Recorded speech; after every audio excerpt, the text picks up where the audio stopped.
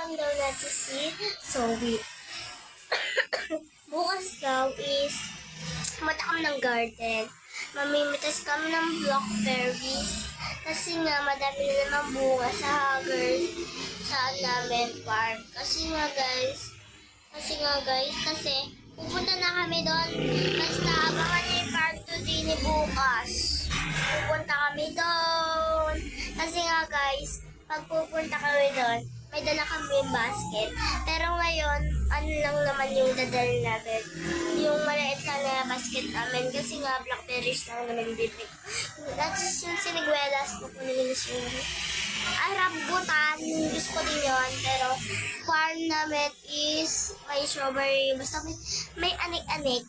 Basta may mga frutas, vegetable.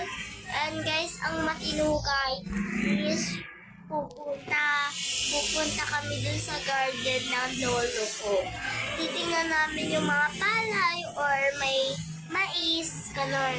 Basta guys, welcome sa another vlog. Kasi nga, maghihintay lang ako ng 24 hours.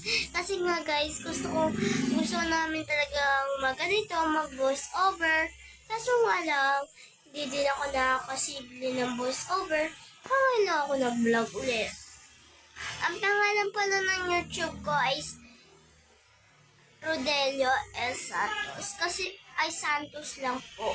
Wala po sorry po, nagkamali lang po ako nasabi. Wait lang po, pupunta po tayo sa may garden. Or hindi sa garden, punta tayo sa taas. Let's go. Sa taas na tayo guys. Patayin ko muna yung aircon. Yan, patayin na yung aircon. So guys, nakikita niyo na naman yung bahay namin. Maganda naman siya. Open na natin. Uy, ganda. Maganda din. And guys,